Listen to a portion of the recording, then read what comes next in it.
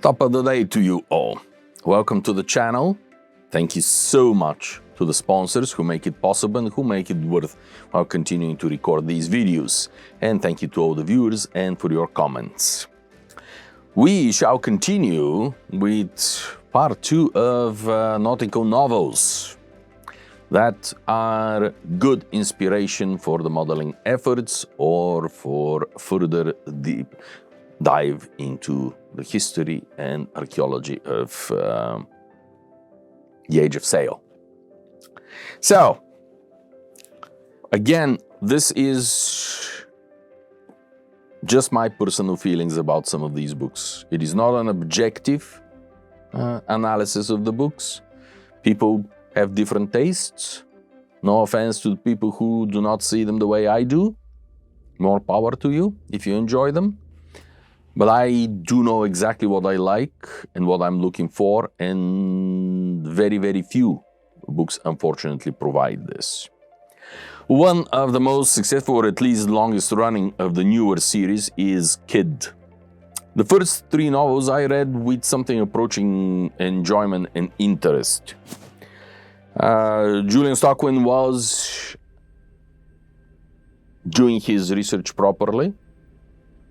And to me, this is important.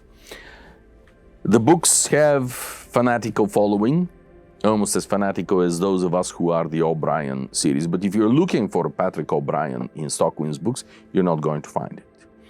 In the mid-range of the books, I sort of lost interest in them because, well, not to put too fine a word to it, because many of the main characters turn nuts. Subsequently, he withdrew from that and put them back into a more conventional line of books. And we all know the story. Kidd is pressed from pressman and absolutely no seaman. He gradually reaches command level, becomes Sir Thomas Kidd, etc., etc., etc. I think that they are running up to about 25 volumes, something like this right now. I am farther behind this. Mostly now I listen to them when I have long drives, and a book lasts me for about a year. This is reflective of my tastes rather than anything with the books. I have caught him once in something wrong when describing the actions on the capturing of Cape of Good Hope from the Dutch. In a descriptive paragraph, he says that the inhabitants of the island now, instead of serving their own king, have to serve the English king. That is nonsense. He is forgetting that the Netherlands, prior to the French invasions, was actually a republic and had been a republic, and the first indication becoming a kingdom, to which most Dutch probably would have had absolutely no loyalty, was when Napoleon made his brother Joseph king of the Netherlands, and that was not until 1810-ish. Before sending him to become, 1808-ish, before sending him to become the king of Spain and starting the whole peninsular war in the process. Because of this origin of the Kid, the author is very determined to demonstrate that with all the luster that he acquires from sailing the Navy, from his glory, etc., etc., he continues to talk like lower deck. And yeah, I mean, clearly people love the novels because they continue to pop out. Clearly people like them. So try them. See for yourself, enjoy them. They will never be on my top favorite books, but they certainly are entertaining, and at least there is no gross nonsense in them as there is in many other books on the subject. Then here is another book that very few people seem to have read or to put on it, despite the fact that it is by one of the foremost nautical fiction writers, and not only fiction, writers of the early 20th century. I'm talking about Joseph Conrad's The Rover. Most of Conrad's fiction is based, of course, on his own experience as sea captain and sea officer and seaman in the late 19th, beginning of the Windjammer era, essentially. And most of the stories take place in this period. And they are outstanding. He's considered one of the great writers of the 20th century. He certainly knew about ships. The Rover is a little bit outside of his usual scope. In essence, it is an action that takes place towards the end of the Revolutionary Wars, beginning of the Napoleonic Wars.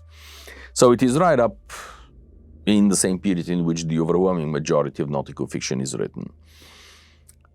It is perhaps a little slower action than most what the modern reader likes.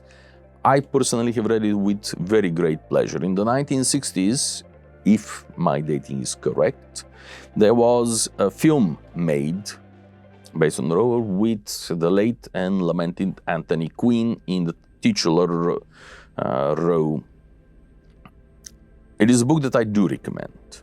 It's one-off. As you can see, it is small, thin. It is certainly worth reading it. Continuing in this odd books category comes George Macdonald Fraser. His pirates. They are the height of entertainment. If you're looking for a serious novel in this book, don't bother. It has nothing to do with serious.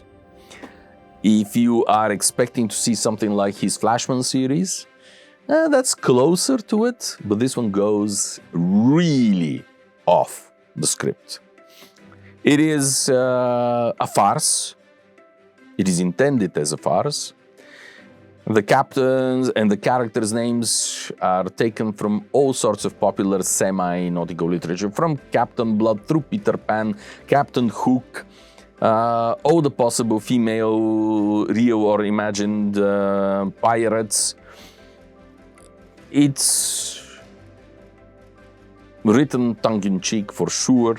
It is not really the conventional nautical novel, but it is highly entertaining and quite fun in some places. I have to say that I prefer them to the Flashman series. I've never been a great admirer of the Flashman. I've read a few of them, but I can't say that they are the centerpiece of my life. No, the Pirates is not either, but at least it is entertaining, funny. And it is exactly what it says on the book. It is supposed to be a farce. It is a farce. He did write a more serious pirate novel, Calico Jack, and I think that this actually was the title of the book. It is a little bit more serious than this version of the Pirates. It's closer to a real pirate nautical story, and it is rather good. Unfortunately, I have it only on Kindle and as an audiobook, so I cannot show it on the screen, but it is more conventional nautical book. And then there are two authors. I will start with, I believe Thomas Russell is a Canadian writer, but I may be wrong actually. I'm not sure where I come up with this idea. He wrote 4 books, and I had very high hopes. While he certainly is influenced by O'Brien, this actually means a good thing. They are much more probable socially for the 19th century. They are more in touch with what the Royal Navy of this period was. There was a tad too much of the whole world against, the name of the character escapes me at the moment, Charles something or other, Charles Hayden. Yes, there is a little bit of the element of the whole world is against Charles Hayden, and everybody is trying to somehow undermine him. Well, at the end you begin to wonder if everybody is against somebody, is it possible for 10,000 Frenchmen to be wrong? As the old saying goes. But despite this, the book actually is well written. It is entertaining. It is a bit slow. Give it a try. Give it a try. It's worth it. Unfortunately, he His website is no longer active. I have not seen any new books. All of these came around 2010-ish, 12-ish, somewhere in that period, and nothing new has come out since then. Much saddened as I am by this, I certainly would have read another one of his. Then there is, this is part of series again. I think that there are 10, 12 books by now, by Seth Hunter. Seth Hunter is not the real name of the author, but it is a pen name. And it is not your conventional nautical fiction. Yes, the main character is a captain. No, he's not a particularly great seaman. Most of the seamanship is from his first mate, and there are elements of political correctness, DEI, etc. that may or may not annoy you. But of all the current crop of writers, nay, scribes who are trying to write nautical fiction, Seth Hunter is the only one who is actually a writer, who has good command of the English language, who writes well, who is entertaining, who keeps you glued into the pages. Do his books really have the elements that are so important for the O'Brien fans?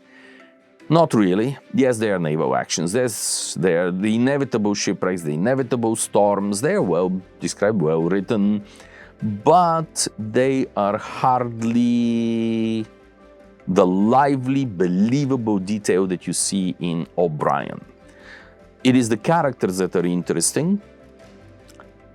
The stories, the way he describes them, it is his language that I appreciate and like. There was a very long break in his writing of these novels, but in the last couple of years, 2 more novels came out.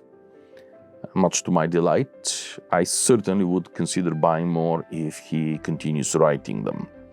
And he started his series, unlike O'Brien, early enough in the wars that there is all the time in the world until the fall of Napoleon. So, theoretically at least, he can use more books. Americans should be entertained because the main character, his mother, is an American, somewhat rebellious, somewhat unconventional woman, friend of Thomas Paine and other similar philosophers of the period. So yes, there is a certain PC element there, but it is not too annoying. And I tend to get annoyed if it is thrown at my face too crudely. In this case, it is not. So by all means, I recommend Hunter's books. With this, I think that we should bring this one to an end, and I'm looking forward to the 3rd video in the series on nautical fiction to show you some of my all-time favorites. With this, thank you ever so much to the sponsors. First and foremost, you are the ones who make these videos, really. Thank you so much for watching, thank you so much for liking, thank you for commenting. Once I'm done with my own book, I will be able to more regularly answer comments again. But at the moment, my nose is down into the grinding stone. And you may very well point out that it could use some diminishing and some sanding. I would agree with that. Be this as it may, I wish you a most wonderful rest of the day and see you next time. Thank you.